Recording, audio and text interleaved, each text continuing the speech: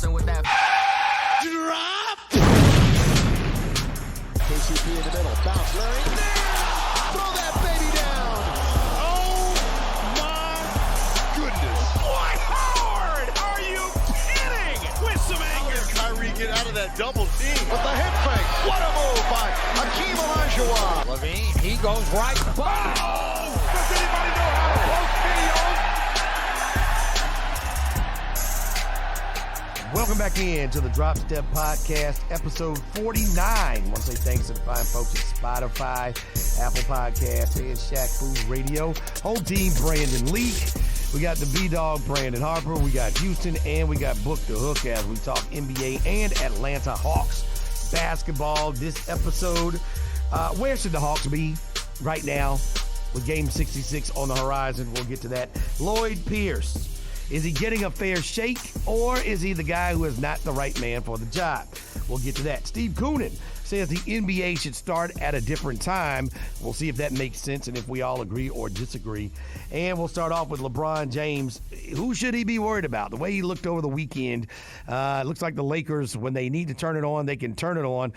What do you guys think about who he should be most worried or concerned about? The Clippers, PG-13, Kawhi Leonard, or getting to the finals with the Bucks and Giannis Antetokounmpo? Well, first off, I want to say we back after 2 weeks. Oh, my God. We all busy, Yeah. So if anybody was wondering where we were, we're back. But, it's a lot of things we got going on around the station. But we're back. Anyway, we talked about this a little bit before we got on the mic. I really think, first off, the Laker weekend was absolutely amazing. I'm pretty sure the sun was shining all in California. The sun was even shining here. I'm just saying. We ain't had no sunshine in a minute. It's been rainy and dreary for like the last couple months. But the Lakers are much more concerned with Kawhi Leonard and the LA Clippers. You don't worry about Giannis and the Bucks unless you're meeting up with them in the finals. Matter of fact, I told Book this the other day. If the Lakers go 1-1 this weekend, let them lose to the Bucks, but you beat the Clippers because you don't need somebody in your own house sitting up there saying, "Hey, we 3-0 against y'all. We making moves to beat y'all making moves to beat us, and y'all still can't beat us. We're still a deeper team. We're still a better team." You don't need to be hearing that in your own house with your banners up there and everything like that. You don't need to hear that from the folk down the hall. Whereas with the Bucks, they had a whole nother conference. You don't see them unless you're in the finals. So you got to be more concerned with Kawhi and the Clippers. If you really gonna, to me, I break it down in a different way because it's two totally different conversations.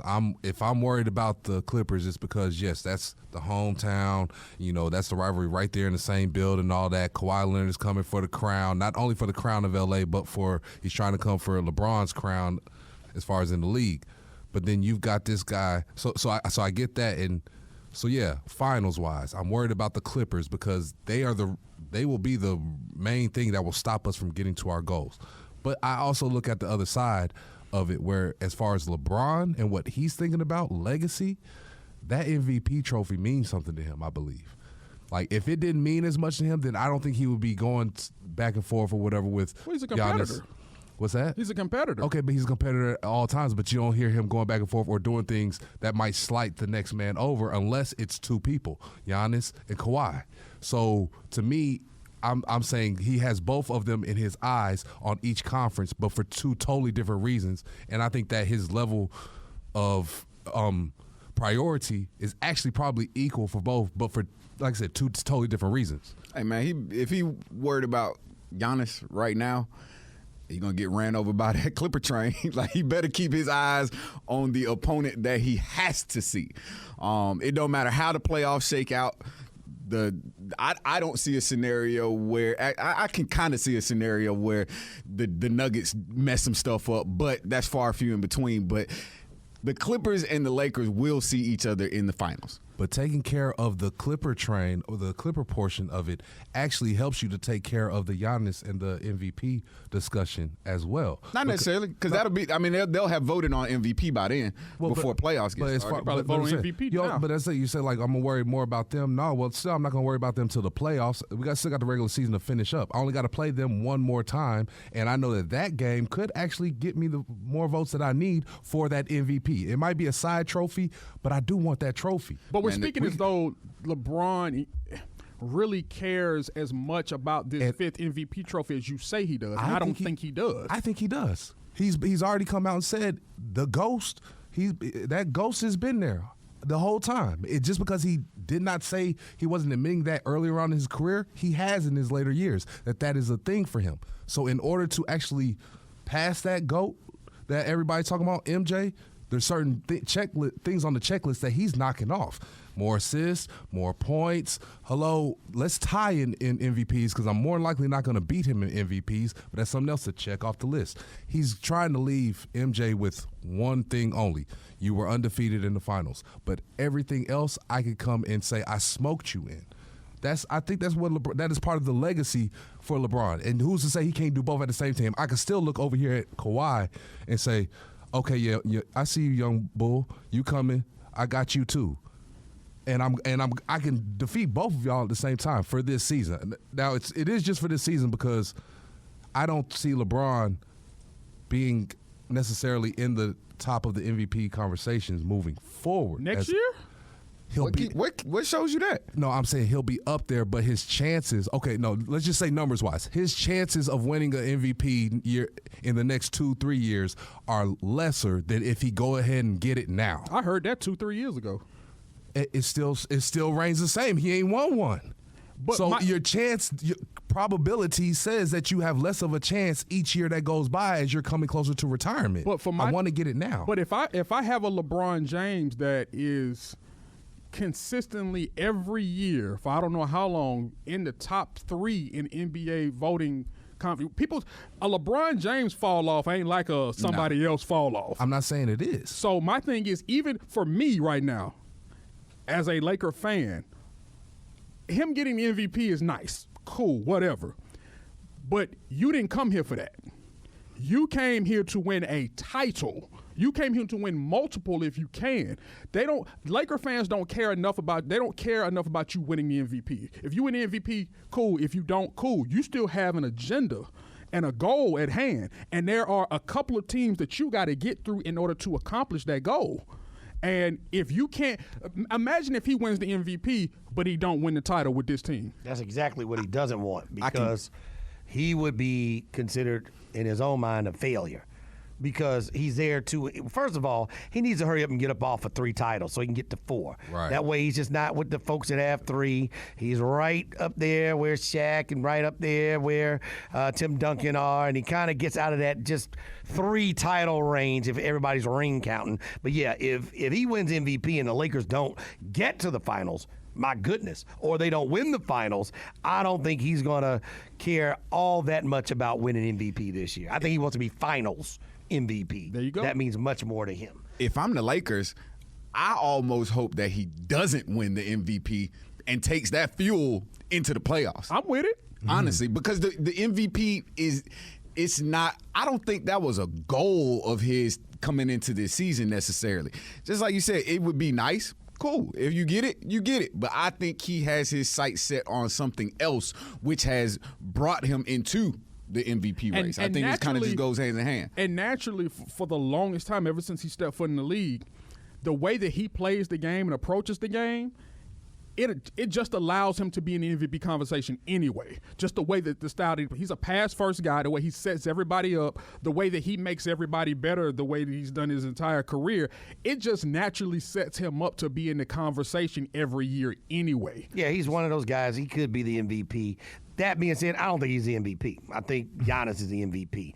The truth is, there is nobody that has an Anthony Davis with them. And that 1-2 punch, you know, even though LeBron's game has not fallen off, you have to give the man credit for keeping up his numbers. Unbelievable what he's able to do at his age. But the fact that you do have a guy on your team that a lot of people don't have, and Giannis certainly doesn't have his Batman, his Robin, like LeBron has his Robin. I still think unless something bad happens, and certainly if the Bucks make it to 70 wins or close to it, yeah, I think he's going to be MVP. I'll say this, home team. Giannis has been absolutely amazing. This is the reason why I will say LeBron is the MVP.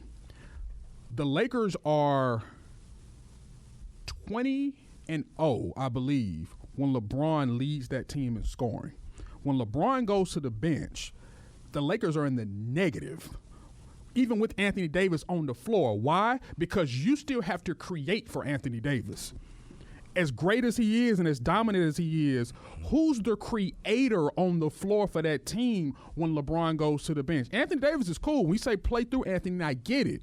He still needs to be set up in order for him to be as effective as we know him to be. And the greatest setup man on that team is LeBron James. Matter of fact, they're just as good. They're better with LeBron on the floor with no AD than they are with AD on the floor and no LeBron. It's hard when a man is averaging 26 points a game, 9 rebounds a game, hitting 50% of his shots from the floor, and he hitting LeBron James. Like if that's the second option, that is something that Giannis, something that you can look at. Even I don't know who the next best, Toronto. Nobody has what LeBron James has, and I think you can always look at a player having a good season. He's going to be on a good team with some good players, but I just think that what the Bucks have been able to do, and it should be a this season award, but a lot of times it becomes a what you haven't gotten yet award. Yep. And I think the way that the Bucks keep going up and they keep trending up and they keep doing better, and now it looks like they're on their way to the finals. I think that Giannis and the way that team has improved, I think he's going to end up edging them out. So we're not going to do Giannis how we did LeBron for 8 seasons or whatever, and knock him for the fact that he was in the least conference. We're not going to do that anymore. We're gonna make it seem like it's an even matchup. LeBron is over here in the West, where we just talked about who we got to face in the West, and we didn't even mention really 2, 3, 4, or 5. Because the Rockets could still be right. Because it still could be a problem all the way through the West. But think about it. Giannis, he's still in the East, and really, I'm only scared of Miami, Boston. Yeah, it's 2 teams. Those are the only 2 teams I'm really scared of. I'm not even really thinking about Toronto like that. Not in the 7-game series. Because Boston not a problem, they're an issue. It's a tough call, man. I think up until this weekend, I had Giannis in the lead, just based on what he's been able to do for that team. That team is they're on the road to 70 W's, and that's incredible. And I think that's the only reason that he is in the conversation for back-to-back. Because we can look at the trends. The NBA has shied away from giving back-to-back MVPs. Like, they do want some type of, parity when they're giving out these awards. After this weekend, after seeing what LeBron was able to do, I give him the slight edge at this point. We can have a conversation in the next couple of weeks, but I think it's going to come down to the last week of the season, honestly, between these two. It definitely will. We still got LeBron and them still have, I think, 21 games left, and Giannis has 18, even though he's gonna miss the next week, maybe or 2 weeks. Yeah, right. With a sprained knee. So and that's something else we got to factor in. He's about to miss some time. He's about to miss some games. But I will say, and LeBron's still powering through. That team, even though it's a small sample size, that Milwaukee team is above 500, even with out of the lineup. Even though they just lost to Phoenix last night. Yeah, but that's the first time they've lost back-to-back games all season. Hey, Coach Bud, he's going to be Coach of the Year again. Or the second time, but it's been a while since it's been a big gap between the last time they lost back. That'll be 3, right?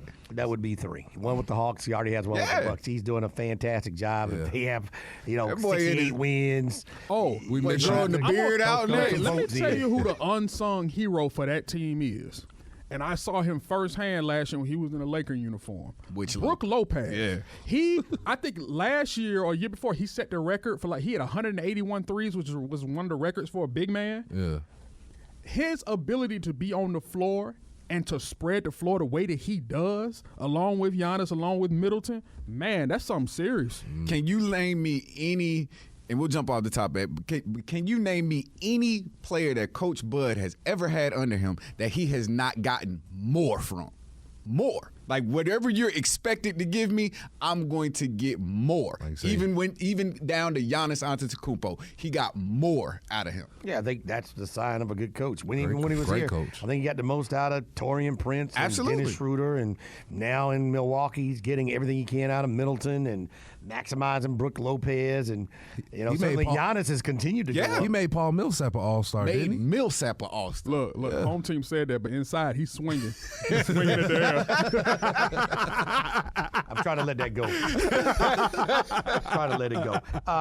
My final point on that, I think LeBron probably be more concerned about Kawhi, because Kawhi has been there before. He knows how to win. He knows how to win series. He knows how to win a championship.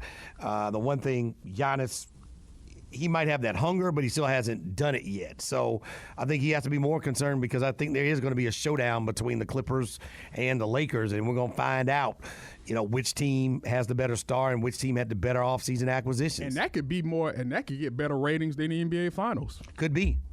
It really could, because I don't think Milwaukee's going to be a big draw, as big of a draw as you could have, without having another star. If Kevin Durant were back with the Nets going up against LeBron, that might get the numbers you're looking for. But you're right, that could be bigger numbers than the NBA Finals.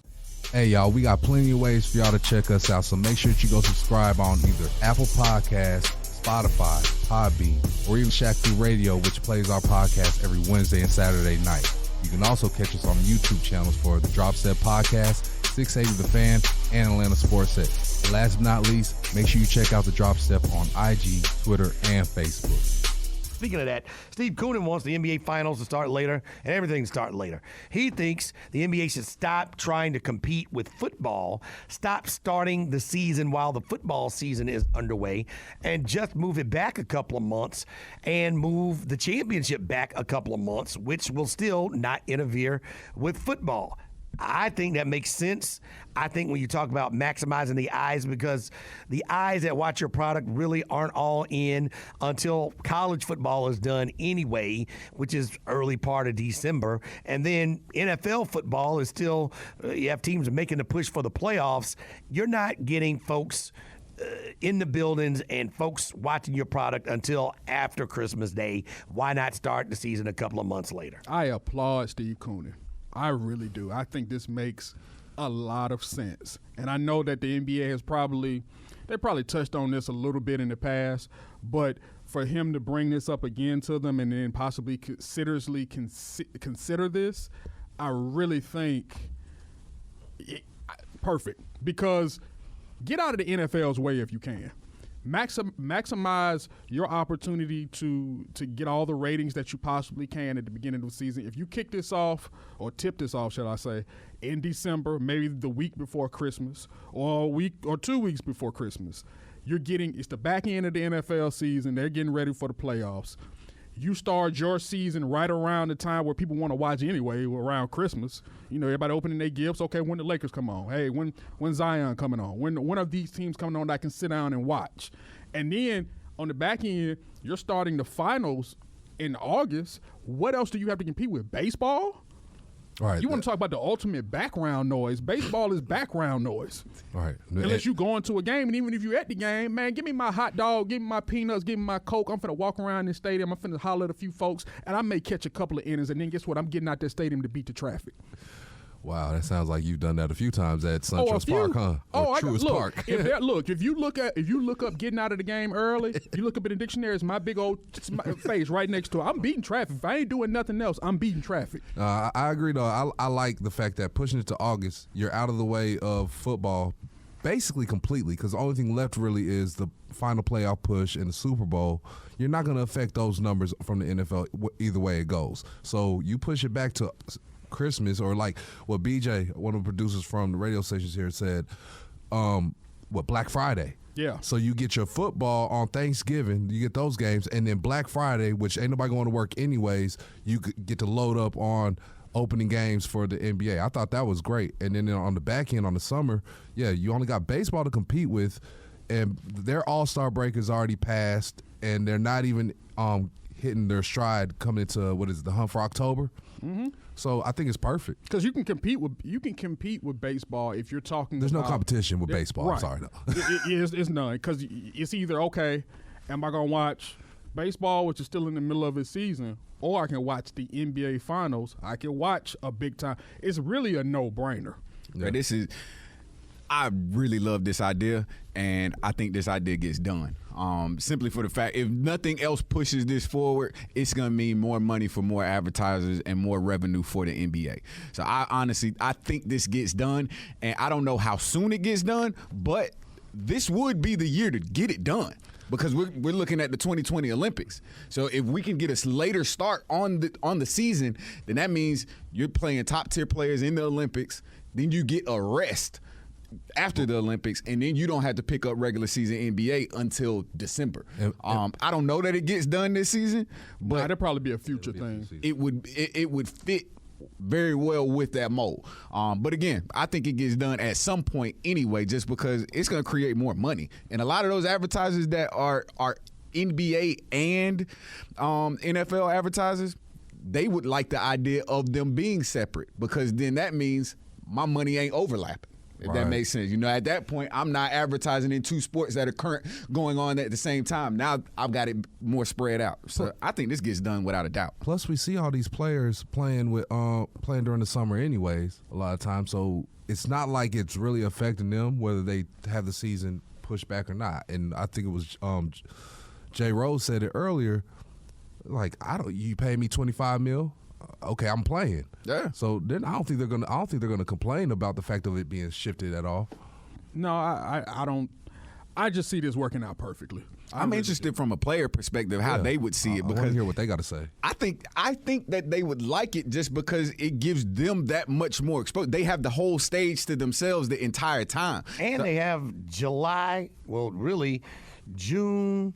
Well, I'd say July and August. If you're going to be having the finals in August, there's no football yet. So you're going to have your championship round and the latter rounds of the playoffs in a time where there's nothing but baseball going on. And really, those audiences aren't the same and don't cross over much anyway. So when you talk about having an opportunity for a primetime event to go on. Now, Adam Silver has come out and said that traditionally viewership in general, just people don't watch as much TV in August. That's something you might be stepping out on, but there's nothing really to watch in August. And that's my point. People don't relatively watch TV because there's nothing There's on. nothing going on. Right? The only You're thing telling going me if on I is got an NBA Finals game on in August that I got something to watch now. Yeah, because I'm not watching the baseball. I'm not watching soccer like that. And those are really the only two sports going on. I'm at the beach or I'm at the summer. movies. Right. Because movies come out in the summertime. So let's get this done. Yep. I love this one. All right, is this man being brutalized by words in the media? Is this man being raked over the coals? Is this man being tormented and given an unfair shake at an opportunity and a dream of a lifetime? Or does he have work to do? Coach Lloyd Pierce for the Atlanta Hawks. Folks are already clamoring for Kenny Atkinson to come up and coach the Hawks. Folks are already saying he is not the guy and he needs to be moved out based on where the Hawks are 1 year and 65 games into a complete teardown, blow up, and rebuild. I stand with LP. I want to see how this thing is going to develop. I want to see how Travis Schlenk improves this roster where they've spent no money in the last 2 years. Now that he has a summer where he could spend over $60 million, maybe $70 million in free agency. How long will you stand with AP? Travis Schlenk LP. said that this is a 6-year process. Next year will be year 3. And the first 2 have included the complete turnaround and blow up with youngsters. So next year, I'm looking to see the shift in the gear. I'm looking to see the arrows start to point up, and I'm looking to see the wins match some of the expectations moving forward next year. And I think next year is a fair enough timetable once that season is over to make a constructive and informed decision on LP. And I, too, sir, stand with you and That's Coach 2. Lloyd Pierce. We got 2. Because you stand got to alone, give man. I don't think Clint Capella's not there. He's still hurt. And I think I want to see what Lloyd Pierce does with a completely healthy lineup. And what if he's hurt next year? Who's to say Clint Capella won't have foot issues going Then what forward? do you do though? Like You get another then center. you should not have picked him up in the first place. No, he'll can't- be ready for next. If he's not going to play the rest of the, he'll be ready. Yeah, for I'm next assuming year. he'll be ready. He'll That be is- ready. I don't think this is that bad of an injury to where he missed the beginning of next season. But I want to give Lloyd Pierce the opportunity to see what he can do with the health. I don't know. I don't think anybody's owed anything. I think, look, you get the opportunity to get stuff if you're blessed to do so. But I really think we owe it to Lloyd Pierce to let him see what he can do with that full lineup. Why not? You got a young team. It's not like you winning the championship next year anyway. You can make that next step. If he can get you to the playoffs, now what? I'm right there in the middle.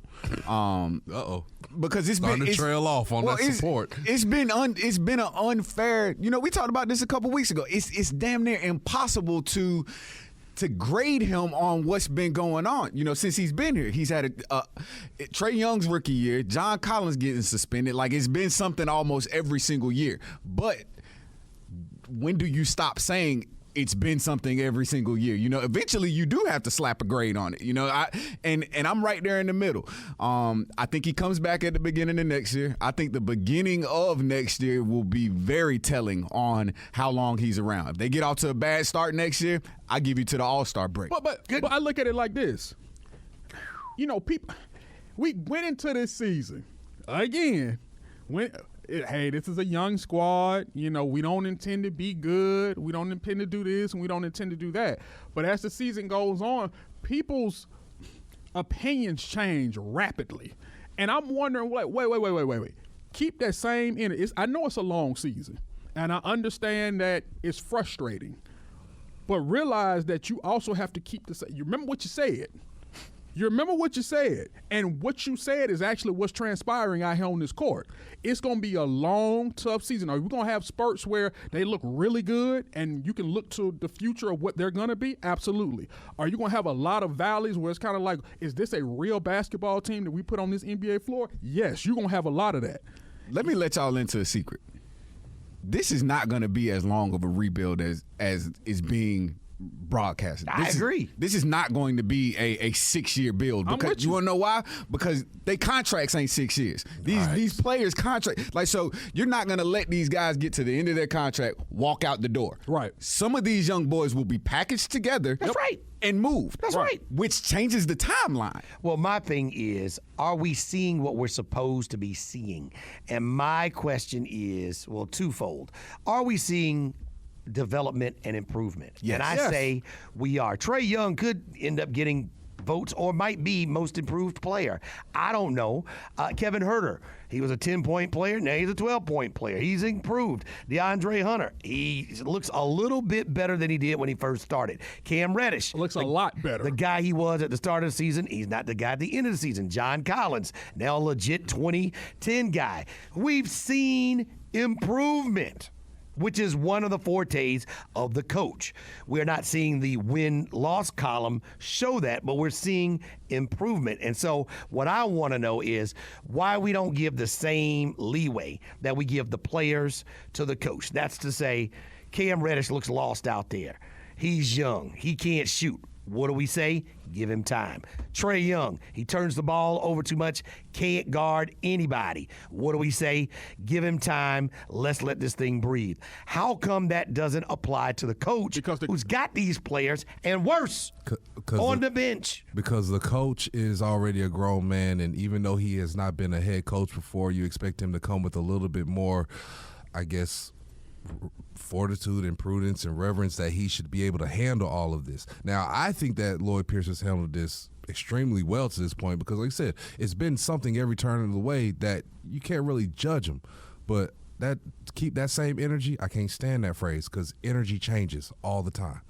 Like, No, that's I just want people to be consistent. No, because Trae uses that as his hashtag, keep that same energy. I was like, no, bro, you can't expect people to keep the same energy. We have an opinion of what we've seen from you. It's up to you to make it change. You want the support, so do what it takes to get the support. You have my support, so let's roll with it.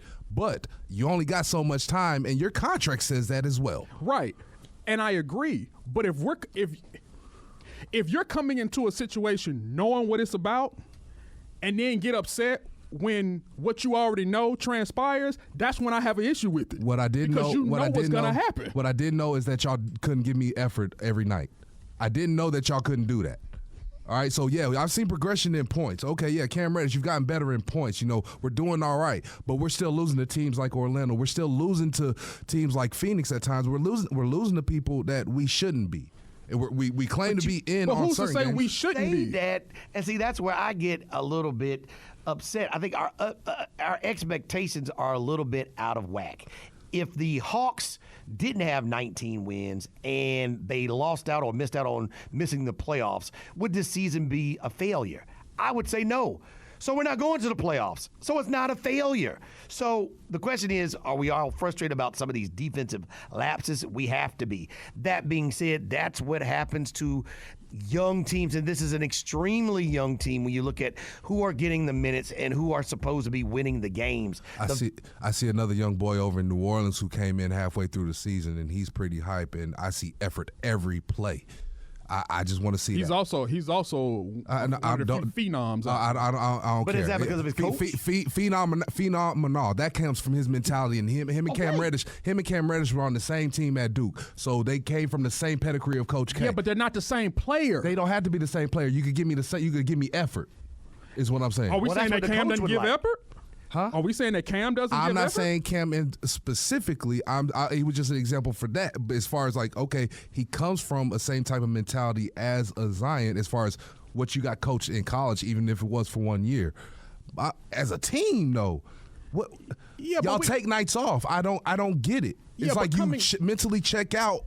Not just plays, but nights. But coming from the coach feels like you feel. So, and everybody's saying is supposed to be charged with making sure that not happens. And what I'm saying is that's a grown little boy right there. He gonna do what he want when he step on that court. Maybe you have the wrong mix of guys, because I don't think effort and I don't think toughness are things that just happen.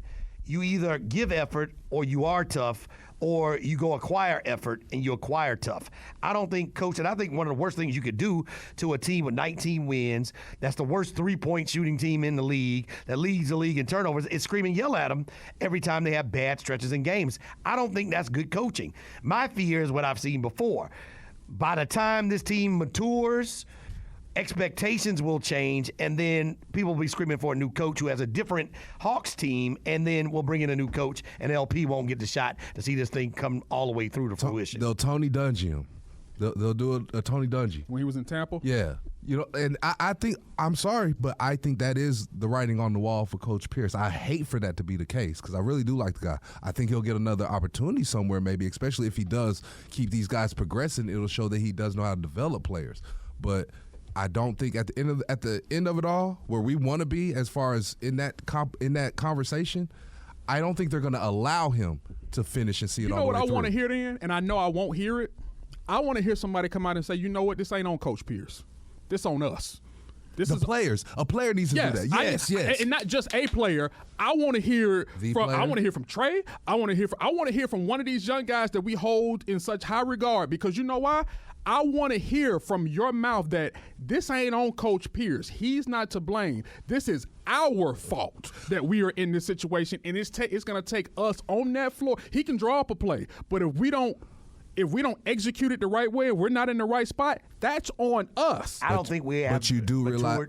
Oh, I'm sorry, but you do realize the day that you hear a player come out and say that, then we've already got the writing on the walls, and Coach Pierce is almost out the door. If a player has to come out and say, yo, it's not on him, put it on us, that means there's already blame really being put too far on him, and he's almost out the door. I would still like to hear it. I would definitely still like to hear it, because my thing is, I think a player's silence sometimes can be a whole lot more than a player's words. Because my thing is, if you're silent on something, that means, hey, if you want to blame Coach Pierce, I'm not going to stand in your way of doing it. One thing that we got to keep in mind is the lack of veteran presence on this team. And they have, like, you took players like Taurean Prince, Kent Bazemore, Justin Anderson, players not necessarily difference makers, but veterans, you know, just a presence about them that can affect the game. Those guys are not on this team anymore, and those minutes have been given to babies. You know, like, so it's kind of difficult to expect them to even reach the point that they reached last year, you know, just because we're running it back, but we're running it back with players that have never experienced this, you know. So a DeAndre Hunter, a Cam Reddish, these are young green boys, you know. So, like, next year, I just need to see some progression. That's all, you know. And I can take this with, you know, a grain of salt, you know, because we haven't moved forward. But starting next year, you know what to expect coming into an NBA season. So I want to see something that shows that. I just think the man, Coach Pierce, doesn't have a whole lot to work with. And people keep throwing out generics. Well, you should be able to coach them up. You should be able to do this. You should, when you have 20, 21, and 22-year-old people, they have a lot to learn themselves. We'll have to learn how to be a pro, learn how to know individually each night how to guard their certain man. Everybody has a move in the NBA, and the more you play, the more you figure out people's tendencies and how to get better. And it's one of those deals where I don't think we are at the point where we have vocal leaders, we don't have leaders on the floor, we don't have leaders off the bench. I think Vince Carter, his time has come and gone, and we need some tougher, grittier, grindy kind of guys who can also rebound, not turn the ball over, and make shots. And when we get that, we'll have a better team, we'll have a better bench, and I think we'll see some better coaching. That'll do it for the Drop Step Podcast, episode 49. We'll be back next time for B-Dog, for Book the Hook, and for Houston I'm Home Team. We'll see you next time on the Drop Step Podcast. We out. Hey, y'all, we got plenty of ways for y'all to check us out, so make sure that you go subscribe on either Apple Podcasts, Spotify, Podbean, or even Shaq Fu Radio, which plays our podcast every Wednesday and Saturday night. You can also catch us on the YouTube channel for the Drop Set Podcast, 680 The Fan, and Atlanta Sports X. And last but not least, make sure you check out the Drop Step on IG, Twitter, and Facebook.